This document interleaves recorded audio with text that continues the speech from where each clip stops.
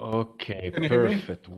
Yes, we can hear you. Welcome back. So we're going to start with the panel, as I was saying before, bridging the gap between next generation cybersecurity, cloud edge system, machine learning, artificial intelligence. And the moderator will be Professor Damiani. So the floor is yours, please. Thank you very much. Thank you, Ken. It was really a pleasure for me to summon this panel also for the the participants, the panelists. You will see that each of them will bring a different and interesting angle. But I just want to make a very, very short introduction.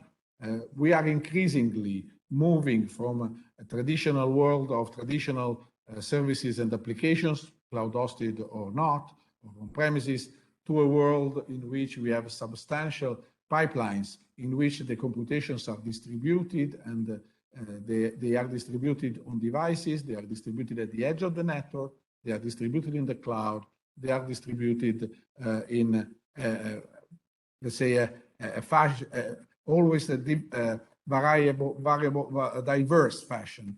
And we have a number of highly diverse implementation for the same functionalities. And sometimes hardware is doing everything, and in other cases, we have more distributed implementation. So security has to face this evolution, has to face this big change that we are seeing. So I think that discussion, it will require more and more transdisciplinary and interdisciplinary collaboration among the different type of areas in which each of us is working. So the security expertise is more and more an horizontal expertise across architectures, across competencies, and even it has to remember why the pipelines are set up. So what are the non-functional and functional properties that the final customer, the final user will want to see from our application. So the idea with this panel is to bring together people who have both a deep knowledge of an area and also, let's say, a general knowledge and understanding of all the policy, all the framework type of problems that this type of scenario arises. So, of course, I will now let them introduce themselves, basically, but I think that I can very quickly say something about each. We have Ioannis Agrafiotis, Corina Pascu, Allegra Tomaselli, and Claudio Ardagna. So each of them will tell you why they are on this panel, or what they can contribute in the self-introduction at the beginning. But I can tell you that collectively, they are a dream team of panelists. So I don't want now my voice to superimpose. So it will work like this. I will let them speak for a round of self-introductions in which they are very welcome to say something about themselves, but also say something about their interest in these new scenarios that I've tried to describe, or to at least to evoke. And then I have a few questions for them, a couple of questions. So after the first round, I will ask a couple of questions that they will be able to answer. And at the end of this second round, we will also have the opportunity to interact with our panelists with other questions and other remarks. So without further ado, if the panelists are ready, I see some of them smiling, so that means that they are ready. Very good.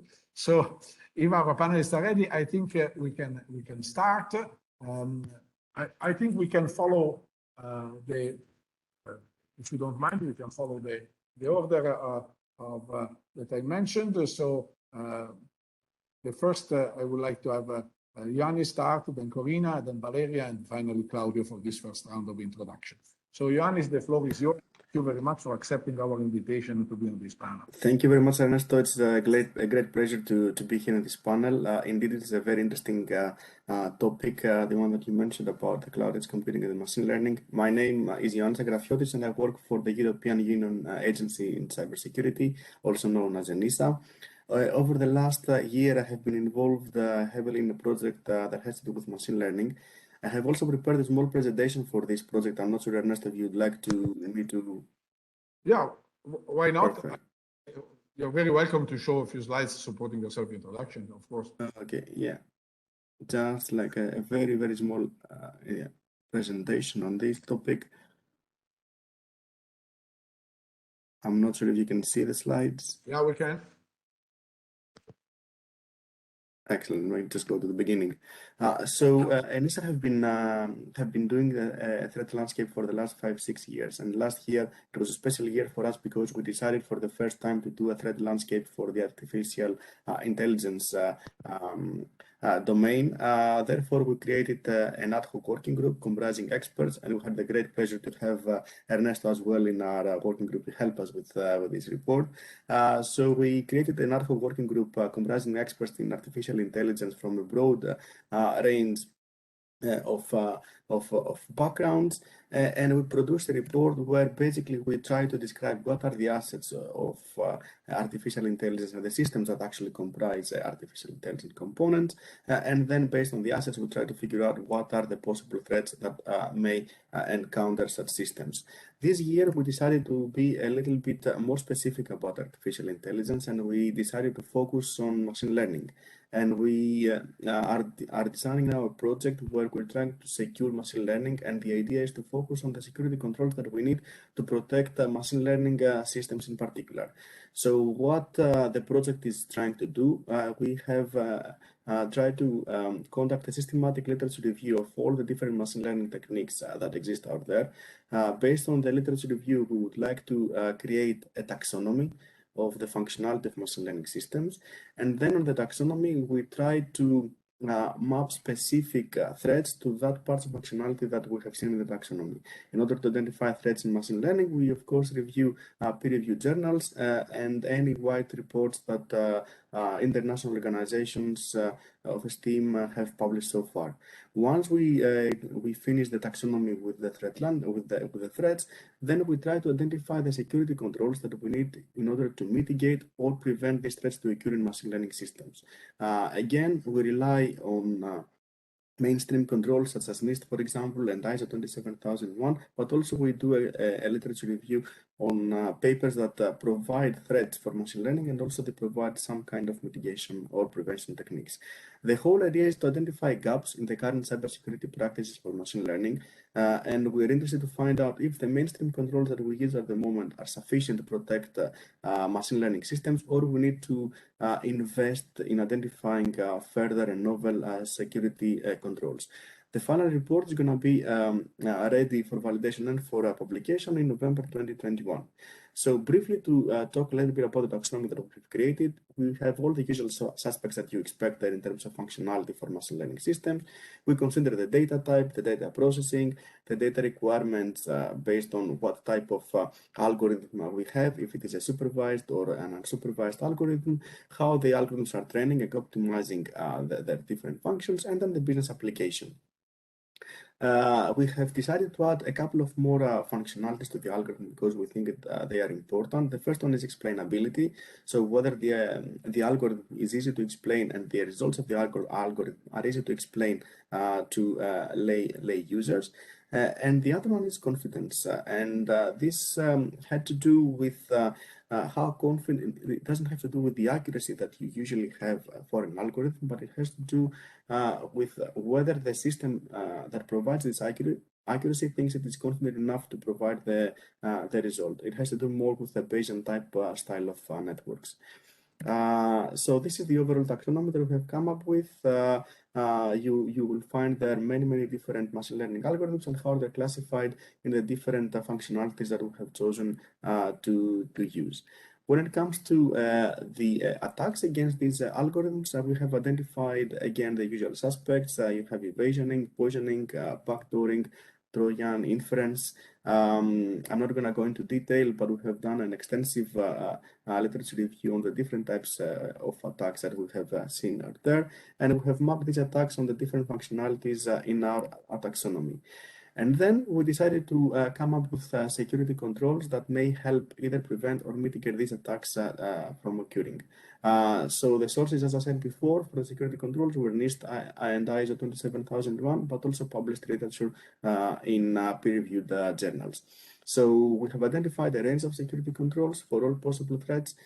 Just a few examples for to give you an idea of what we're talking about is to add adversarial examples to training data sets, which is not a mainstream control that we see, apply role-based access control systems, which is something that we do see in many standards, and also to conduct risk assessments before applying machine learning systems.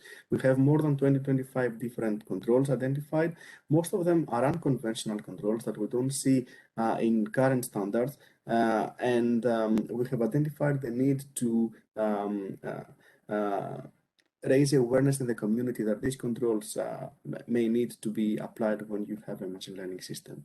We also found something that was very interesting, that when you try to implement some of the controls that are specific to machine learning systems, you may end up causing conflicts with other desirable properties of machine learning.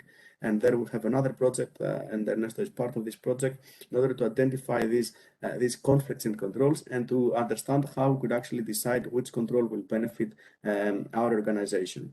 And to give you an example, when you try to train with adversarial examples, so you add adversarial examples in your training data set, then you may have some problems with the accuracy of the system. So this is a small presentation of my background and the work that we do at ANISA. And if you have any further questions, I'll be happy to take them on later on.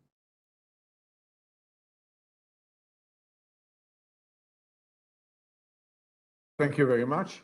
By the way, now it's Corina's turn. By the way, I basically would like to make amends because I forgot to mention after Claudio, we have another distinguished panelist, which will bring a strong industrial perspective also to our questions and to our panel. This is Alexandru Catalin-Cozoi, who is the Chief Security Strategy at Bitdefender, but he will have the opportunity to introduce himself. So apologies for not having listed the name at the beginning.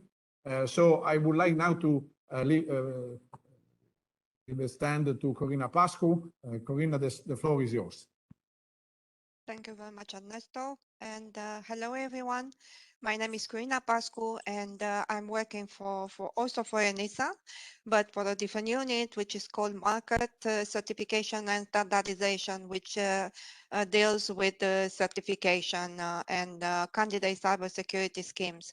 But also I'm part of a team cross unit in ANISA, and this is the team for research and innovation. And as part of this team, we have been working this year on some research teams, and one of them is artificial intelligence, and also transversal aspects, interlinkages with the biotechs or cryptography or 5G or next generation communications. Just to show some slides, maybe that would be helpful. Let me show. I don't know if you can see it. I can make it bigger.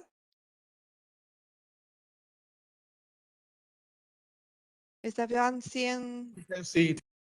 Right now, it's coming up. So my colleague, the previous speaker introduced you to the expert group working on artificial intelligence and the work that's been carried out in the the aspects of artificial intelligence in relation or from the perspective of cybersecurity is twofold. One side is on securing AI. So we need to understand what needs to be secured and to develop the security measures. So this has been presented also by the previous speaker. But the other side is also using AI as a tool to support cybersecurity. So in this respect, we aim to provide advice on the research needs and priorities on artificial intelligence for cybersecurity. Another part of the work that is carried out in the research and innovation team, it's in relation to the emergent challenging and the risk in relation to cybersecurity, which is tackled by a special project carried out in ANISA foresight. That is a perspective.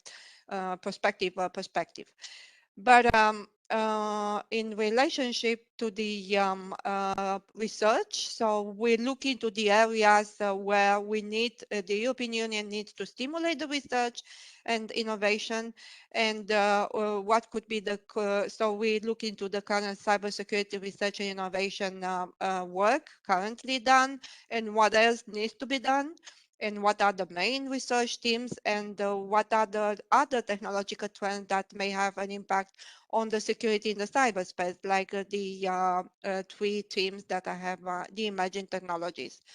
But in relation to research and innovation needs, which is part of the work that we have done this year, so the approach that we have followed is to look at the from the cybersecurity task, such as prediction of attack, prevention, detection of threat and intrusion, response, planning, and then looking from this starting point on which artificial intelligence, machine learning, or methods can be applied to address this common cybersecurity task. We also acknowledge the double-edged role of technology. So AI can use to harm, and most of the times it's used in this way, but it can be also used to protect systems. So the uses of AI has been, what we see today is that AI can be used as a power defense mechanism. It can be also used by the cyber threats exploiting AI, and the AI can be subject or object of attacks against their own its own security methodology and the protection mechanism. We also looked, as I said, on the linkages of AI with other emerging technologies like 5G or next communications, crypto, or biotechs, especially in view of COVID-19 pandemics this year. This would be just a few elements. Just I wanted to so just an example, what would be the key cybersecurity problems that we look into and can be solved using machine learning, for instance. So we took, for instance, in the offense, the potential of AI to change the self-propagating cyber capability of malicious code, or it can be used as a cyber weapon, for instance, against critical infrastructures. In the defense area, the AI methods can be used for cyber defense, as I mentioned before, in the attack prevention, detection, and response. It can be also used in the prevention space, for instance, in user authentication, and in detection to detect attack, intrusion, or malware, for instance, and anomaly detection. Also, we addressed the security and safety of machine learning itself. It's been mentioned before, adversarial AI, and it is also the case of data poisoning and model inversion. So when AI or machine learning can be unintentionally reveal secrets. And also the boundaries between offense and defense, which is due to asymmetries in operations.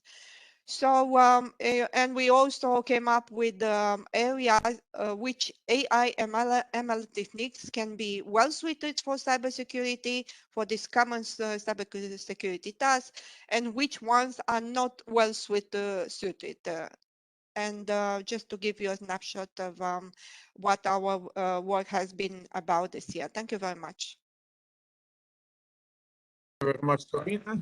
So I think that we are getting a closer, a better and better understanding from this self-introduction. So it's my pleasure now to invite to take the stand Allegra Tomaselli from ST, which is a company that has led the way in a number of application of AI and architectures, hardware architectures for AI specifically. So looking forward to your talk, and the stand is yours, Allegra. Okay, thank you for the invitation. I'm sharing a brief presentation I prepared. I work in ST Microelectronics, which is one of the largest semiconductor companies in the world with 46,000 employees. And in particular, I work in the artificial intelligence software and tools organization. First of all, I want to give you a very brief introduction on cyber physical systems, which are composed of three parts, the physical domain, the object domain, and the cyber domain. So the physical domain is the real world where we live. The object domain is composed by all the sensors that interface with the real world, grabbing data from it. So we can consider in this category ambiental sensors, inertial sensors, audio sensors, camera sensors. So all the that sensors that can grab data from the real life. And these sensors can send data to the cyber domain where the data are processed in order to have some actuation. So it is straightforward to think that all the intelligence can be put on the cyber domain, because we usually think that we have unlimited resources on the cloud. And this is why up to now the main stream has been the centralized AI. This means that we have dummy sensors that simply collect data and send them to the cloud for processing. So on one side, we have unlimited resources on the cloud. We can simply update the algorithms, but we have also some drawbacks. In particular, we have a bandwidth problem, especially if we consider the IoT paradigm where billions of sensors will be connected to the cloud. And we have also data privacy issue, because data from the users will be sent to the cloud for processing. And another problem is related to energy consumption. Consider that these data centers are responsible for the 1% of the worldwide energy consumption, and it is a number that will increase in the coming years.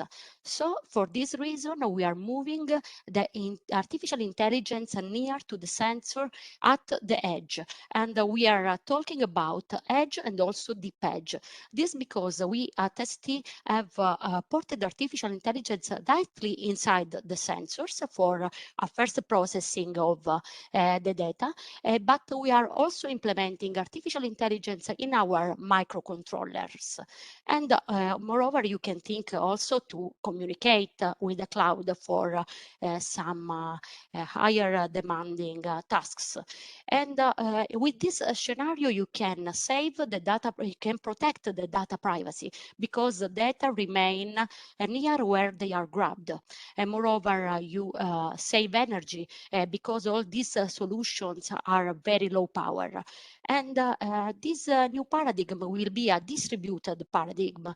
And in this slide, it is reported as a drawback, but in reality, it opened the ways for a new paradigm such as federated learning, where the cloud, for example, can aggregate models coming from different sensors, from different devices, and update, create a more robust model that then can be deployed to the sensors. Obviously, this paradigm will open also the way for new attacks, for new cybersecurity risks. Okay, and embedded AI is not only important for ST. It is there is a study according to which by 2030, 2.5 billion of devices will run AI in embedded devices. So in ST, as I already said, we have smart sensors.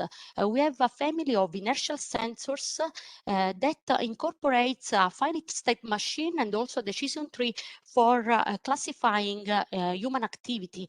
And at a higher level, we have also artificial intelligence techniques, in particular deep neural networks that can be ported into STM32 microcontrollers. This thanks to our tool STM32 Cube AI, which maps pre-trained neural networks into optimized code for our microcontrollers. And then we have also microprocessor that can run neural networks through TensorFlow Lite engine. So at the moment, we are addressing both low and medium range applications, medium complexity applications with our current products. Obviously, for addressing applications having higher requirements, we will need next generation of MCUs, MPUs, embedding hardware accelerators that are designed for accelerating convolutions, so multiply and accumulate operations. The big interest in embedded AI is also confirmed by the TinyML, tiny machine learning community that is increasing year over year. The objective of this community is to have machine learning embedded into the devices with very low power requirements in the range of a milliwatt, and then enabling some always on use cases in battery operated devices. Thank you.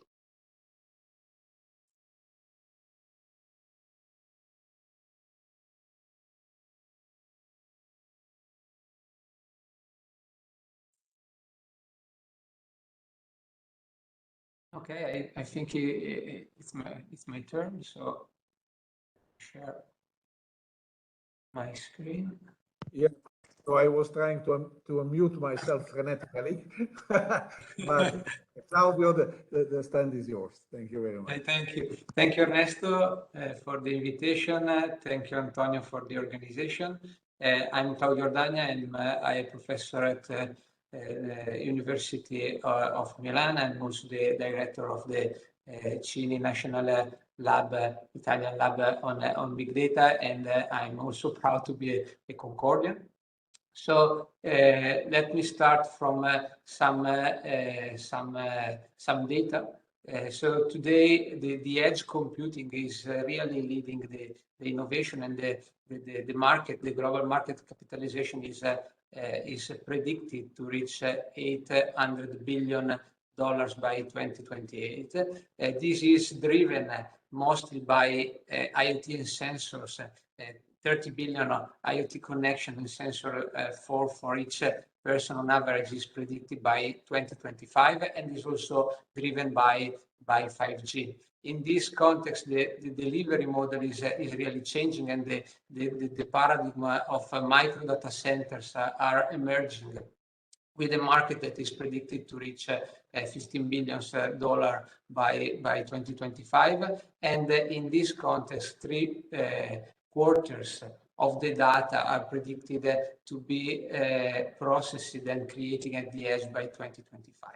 On top of this, we have artificial intelligence and machine learning that is increasingly deployed at the edge, as we already heard by my colleague, and trained in the cloud. For sure, we have a lot of new issues, ranging from issues related to the environment that is heterogeneous in nature, with a multitude of resource-constrained devices and with a certain topologies and boundaries. We have issues related to data and model that are in principle untrustworthy, and this could point to the paradigm of zero trust. And we have also issues on the infrastructure.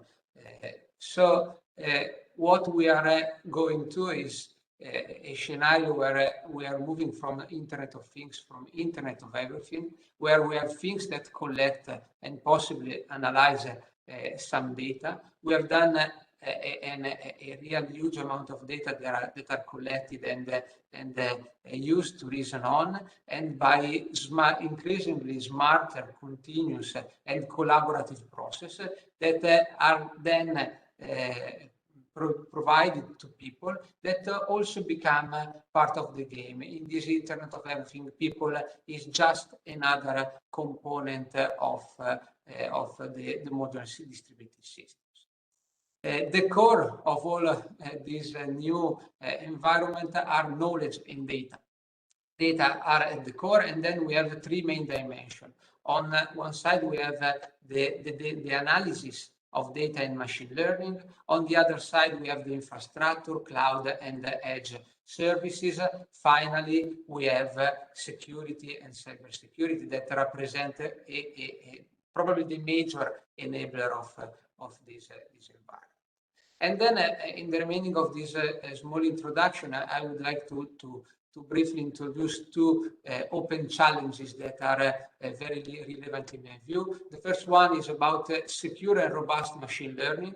The second one is related to certification of machine learning and artificial intelligence. So two dimensions, one on security and one on verification and assurance. So why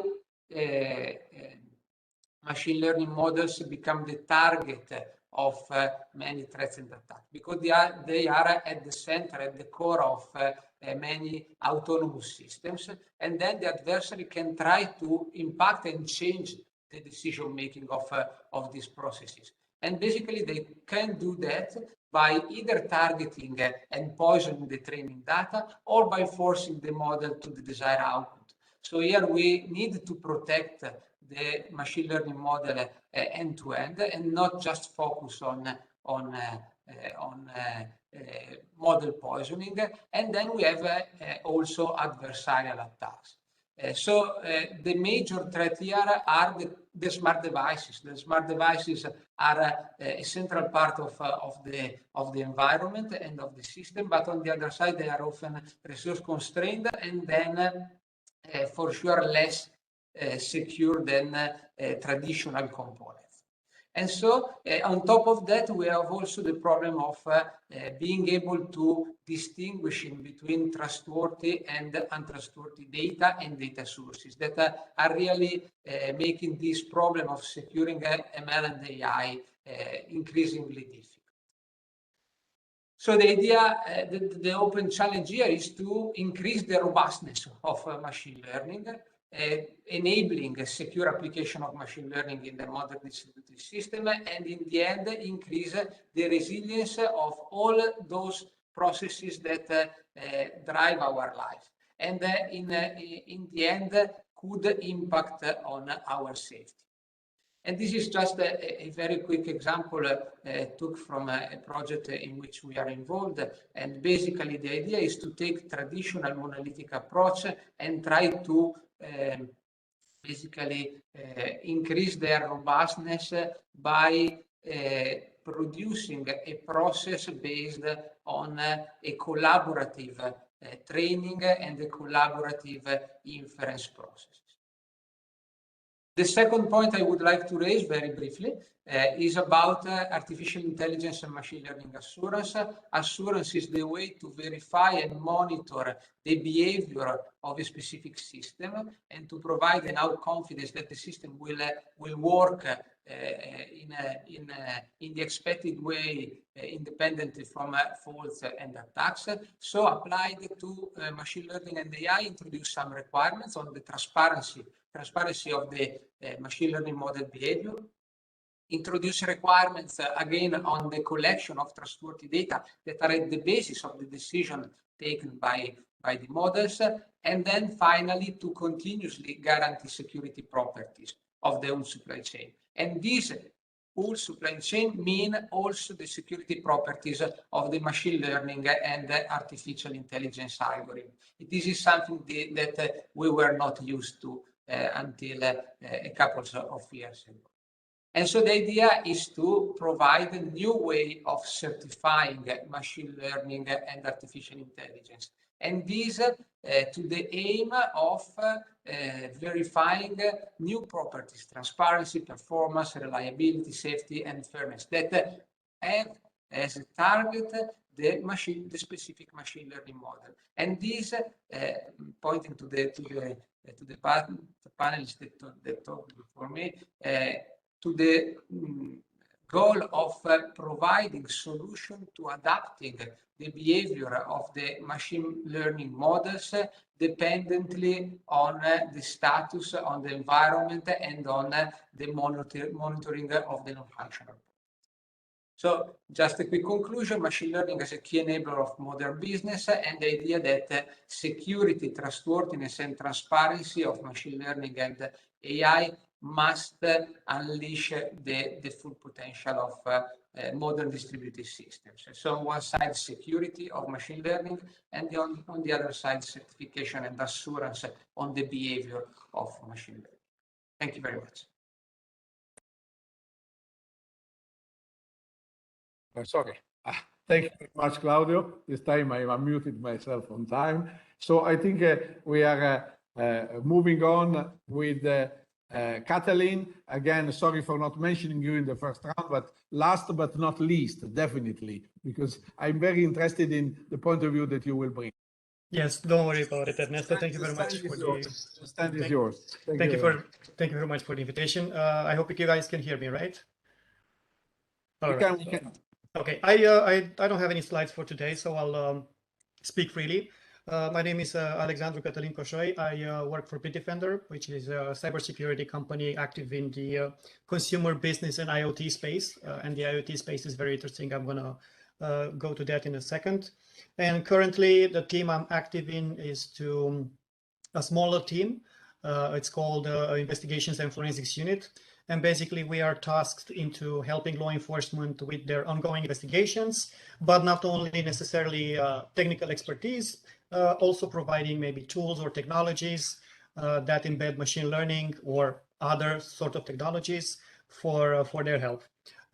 Examples of recent technologies that we provided to law enforcement are nudity detection, which is very helpful into going through large amounts of photographs and extracting the ones that are interested for the child pornography departments.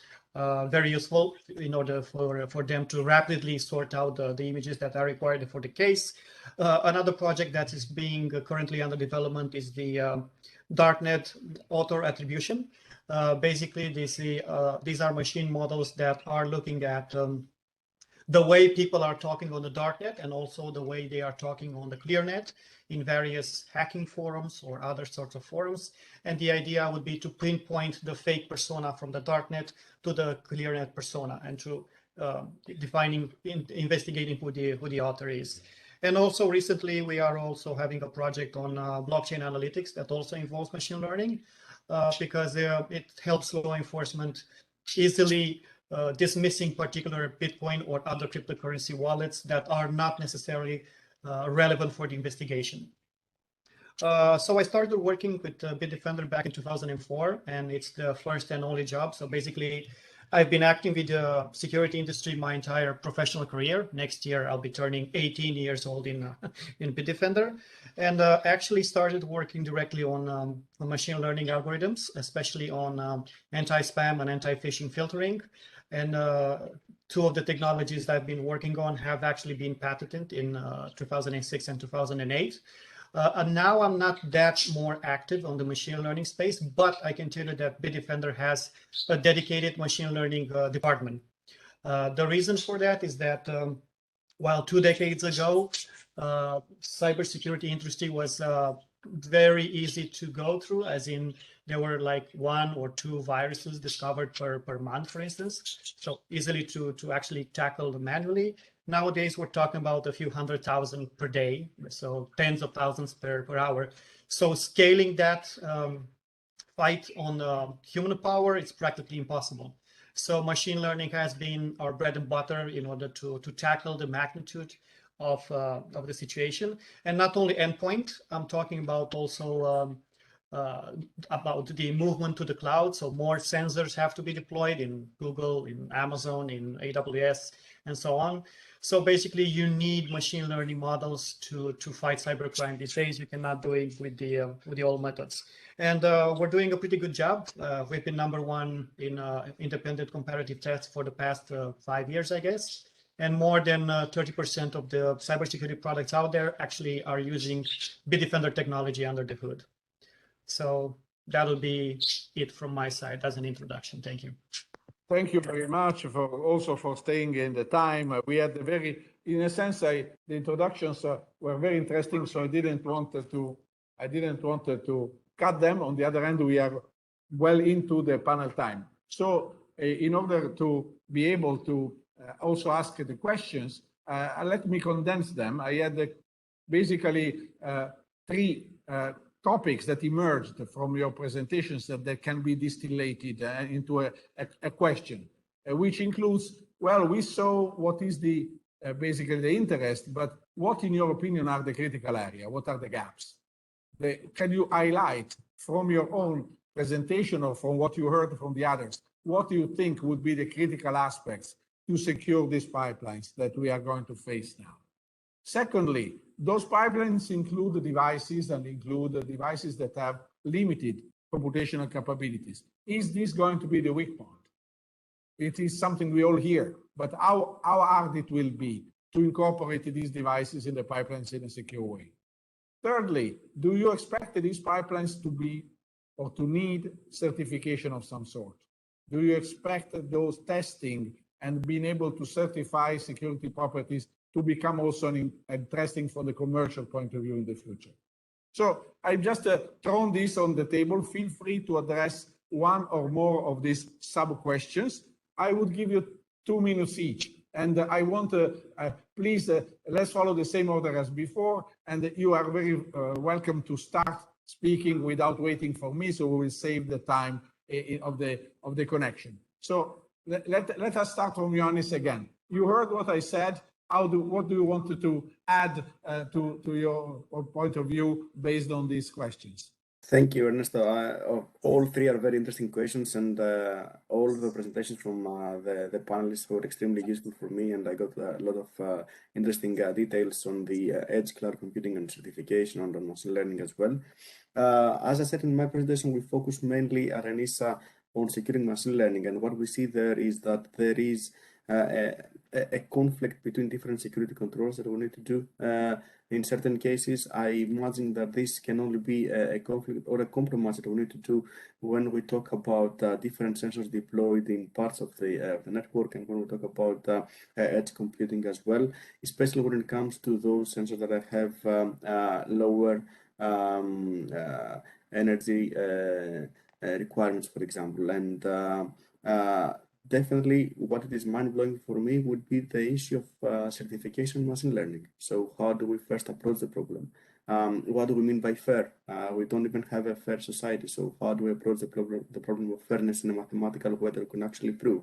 How do we ensure throughout the life cycle of a product for machine learning, for example, that the integrity of the data? How do we ensure that we can have a fair or an accurate algorithm when there are cases that we don't even know how to explain the results of the algorithm? So these are all very, very difficult questions that I'm not sure how we'll be able to tackle in such a short time. Maybe one case when it comes to certification would be to come up with different counterexamples and then collect these counterexamples based on the attacks that we see happening, and then we train the system, and then we try to actually test the system with these counterexamples and see how the system will react. And this will give you some sort of assurance, not a definitive one, that the system, okay, it may be trained properly. So I'm not doing fair to answering your questions, I'm afraid. I have more questions that you actually asked me to answer.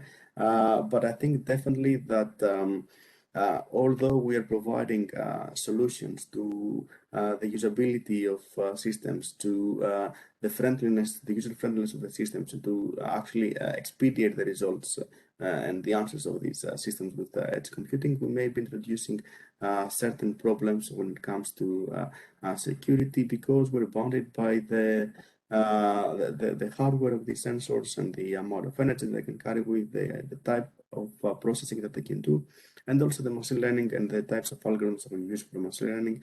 And it's going to be very, very difficult, I think, to come up with a decent certification scheme in the near future. Thank you, Yannis. Corina?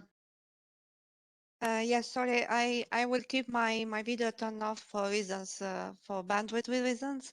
But just to give you some things that I think are very important on what more can be done with respect to artificial intelligence and ML, machine learning. So one issue that it's very important is to develop explainable machine learning algorithms, including for the deep learning models. And at the end, explainability is a system issue. Then we need to work on integrating multidisciplinary perspectives, which include the social, technical, economics, for instance, of AI applied to cybersecurity that we haven't heard much, but also regulatory, cultural, or also cognitive issues are very important issues. Understand the motivations and the intents. This may offer clues into how AI may be used for a particular offensive task, something we're actually doing for the 5G, for instance, looking at the motivations of the attackers and also the means. Also, observational research in extracting value from games and simulation can be a starting point for gathering insight. These game theory techniques, rather than the explainability or data availability, would be a critical issues here.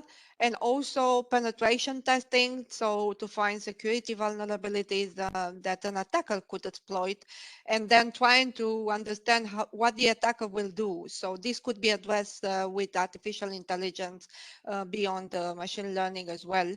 And just one geopolitical issue that can be raised, that the impact of AI ML on cybersecurity will vary from the perspective of different countries, because we have different risk and tolerance levels and data access, and the separation between the companies and the government and the industry, and also the gap, closing the gap on shortage of cybersecurity professionals, so the issue of skills.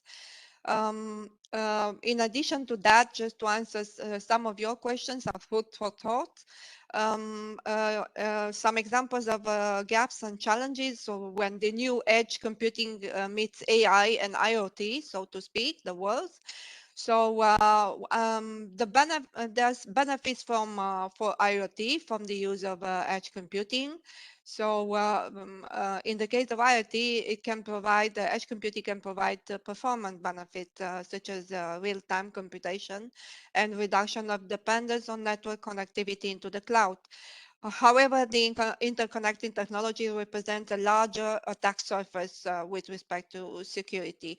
And the edge is harder to secure, and security relies very much, when we speak about IoT, from the IoT developers. And also with respect to the risk of those attacks in the new edge computing world. So the emergent, as I said, the edge computing is bringing this larger attack surface. We have witnessed the most notable attack in this respect was the Mirai virus in 2016.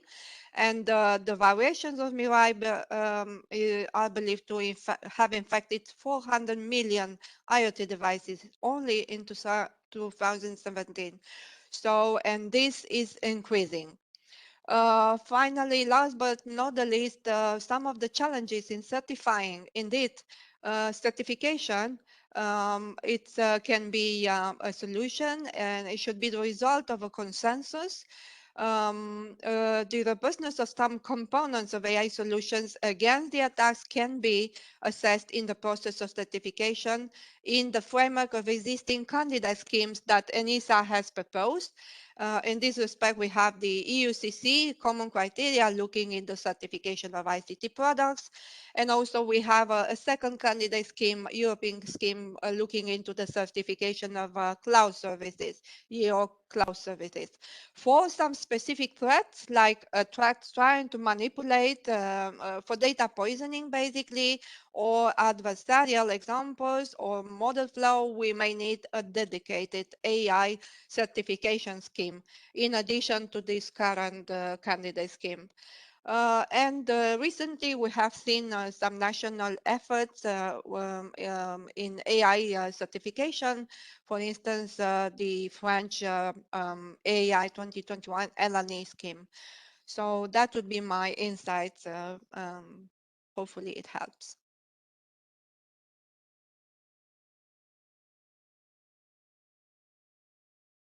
From my side, with respect to the first question, the main challenges, the main cybersecurity challenges I see are on one side related to the connection of different devices, so it is independent from AI. On the other side, they are related to AI attacks and the risks of AI subsystems.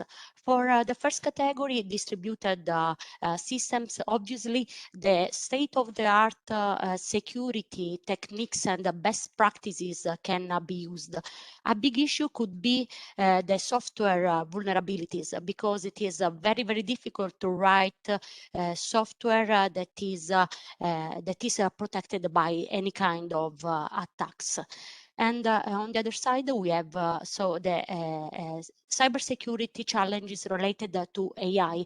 As already the other panelists have said, there are the so-called adversarial examples that are very small perturbations of the input of the network that causes a misclassification of the network that modify the network outcome. This problem could be mitigated using adversarial training, so including the adversarial examples in the training phase, but obviously the network will be robust to a specific subset of attacks, so many more attacks could arise. Another challenge I see is the protection of the confidentiality of the network in the embedded systems. This confidentiality is very important because we need to maintain the intellectual property that is inside the network configuration. And moreover, if we don't have the confidentiality of the network, it can be subjected to adversarial attacks and fault injection. Obviously, in our solutions, we have a security mechanism in place in our system on chips, in ASICs, in microcontrollers and so on, but we need to keep the confidentiality of the network. For the second question, I think that, okay, the limited resources can be a problem in the distributed environment, but this risk can be mitigated by a proper design of the embedded system and of the machine learning and artificial intelligence solution. For example, our tool STM32Cube AI, which maps neural networks into microcontrollers, estimates the total amount of memory that is required for running the network. And we don't allow to have dynamic allocation during inference time. So we know the total amount of memory at the beginning when we import the network. So we don't have this kind of congestion problem if you well design the system. Moreover, there are many techniques for reducing both computation and memory requirements. So we can compress the network, we can quantize the network, or even deeply quantize the network or parts of it using less than 8 bits. One issue I can see is for online training, because a new research topic is training directly on the device.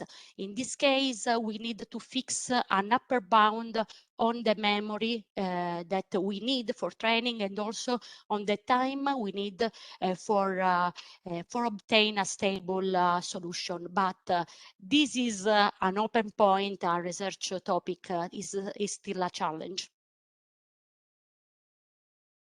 Okay, it's my turn. I will try to be very concise since we are running out of time, and then also most of the comments that I had in mind was mentioned already by my colleagues. So regarding the first question about the gaps, I see three main issues. The first is around data protection, because now we need to protect data from threats to privacy and confidentiality of sensors. And sensors are by nature very resource constrained, and then loss of information, interception of sensitive data, unauthorized access are more probable than ever. On the other side, we have an unprecedented capability on analyzing and inferring information on data, and this could threaten the personal sphere of the user. So we need to provide solutions that balance between the effectiveness of ML and AI and the protection of the end user. Second comment about data trustworthiness. Usually we see approaches assuming data to be trustworthy, at least by their volume, since we have a lot of data, or on the basis of provider reputation. In this scenario, we need to make a step further, mostly due to the sensor we have in our systems, and assume zero trust or no trust, and implement a continuous verification of both data trustworthiness and also data source trustworthiness and validity. And this could assurance techniques and monitoring and validation techniques can help in identifying potential problems. Last gap is about the big data analytics and the machine learning model. I already mentioned about the robustness of the machine learning models, and it is very important to increase the robustness of the models we are using in our autonomous systems. Last but not least, COVID-19 changed our boundaries, and then our data protection, data management, and analytics must be cross-border. So consider borders that are not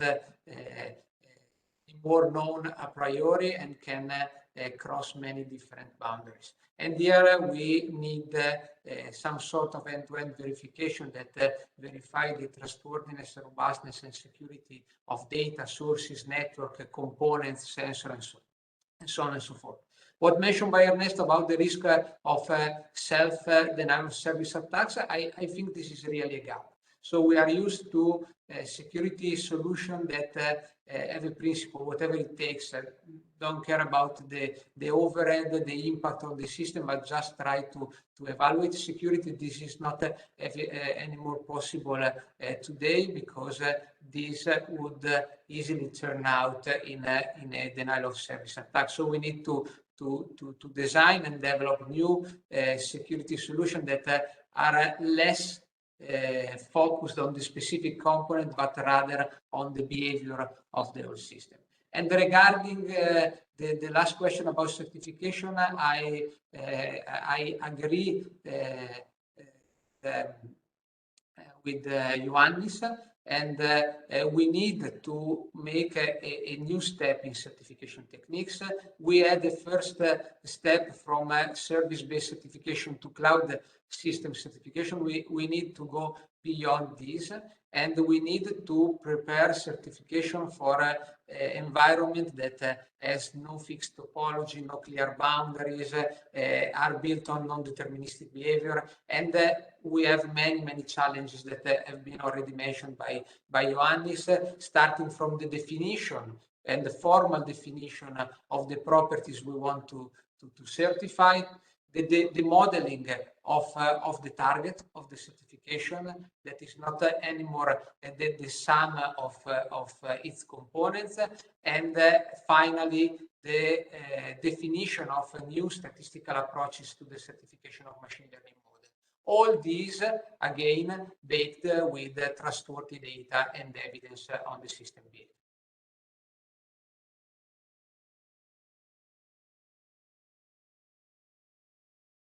Yes, I'm last.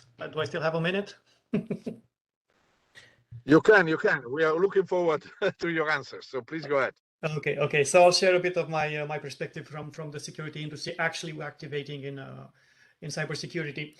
One of the gaps that we're facing is actually the lack of sensors. Let me give an example. So back in 2013, so I guess that would be 8 years ago, we launched a security product called the Bitdefender Box. So Bitdefender Box was a security product addressed to IoT devices.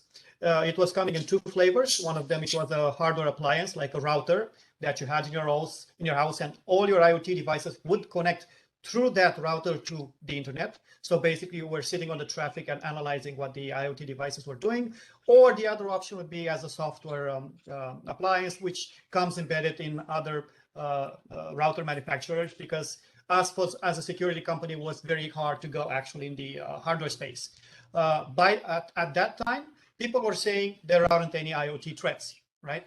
There were just maybe a couple of early Mirais, a few other IoT vulnerabilities, but nobody was actually looking at the IoT space from the security perspective. And also back then, the IoT community was launch now, think about security later. So security was definitely not in their mind. And once we had a sensor in there, we were actually able to see how many threats were targeting these devices, how many were coming with default root passwords, how many were very easily to hack or reuse or embed in a botnet. So the lack of sensors, to extrapolate from that, is still a problem, because if you give to a machine learning algorithm training data that only sees part of the problem and not all the other places that it could actually gather intelligence, and based on those features can actually make an informed decision, it will only see just part of the problem. So that would be one gap. And the other gap would be once you have enough data and your machine learning algorithms can make very good decisions, it will also solve a current problem, which is alert fatigue. Now, the analysts that are getting information from machine learning algorithms, notifying them about potential breaches or potential alerts, so far, there's so many alerts that they're wearing down very easily. So this is what we call alert fatigue. As for the certifications, Corina mentioned a few.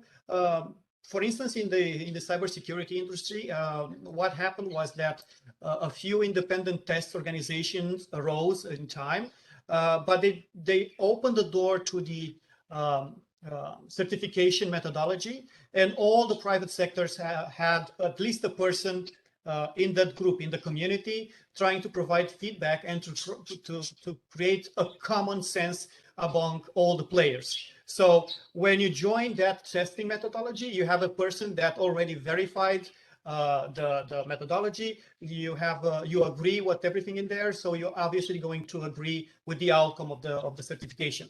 So my suggestion would be to open a new community which brings together both private sector and academia, and that could actually come up with a very interesting plan into offering certifications to machine learning algorithms.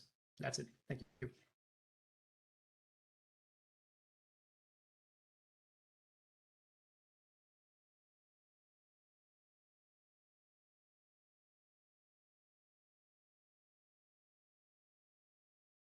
And Ernesto, if you're talking, you're on mute.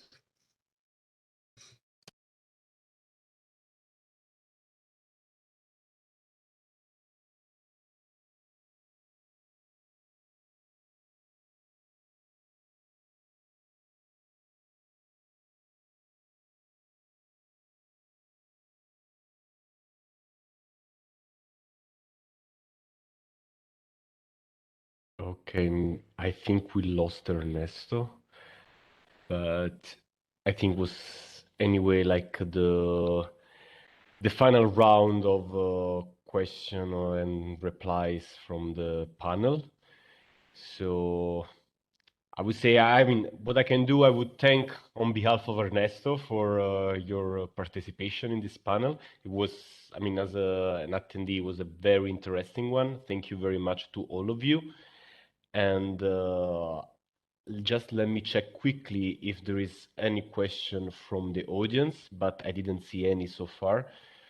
So I would just close it here, but the audience can always like contact you through the TEAM platform in order like to if they have specific question. And otherwise, thank you very much for everything, and see you at 14 hours for the next session and the next panel. Thank you very much. Have a nice lunch. Enjoy your lunch. Thank you. Thank you. Thank you. Bye. Thank Thank you you very very much. much. Bye. Bye.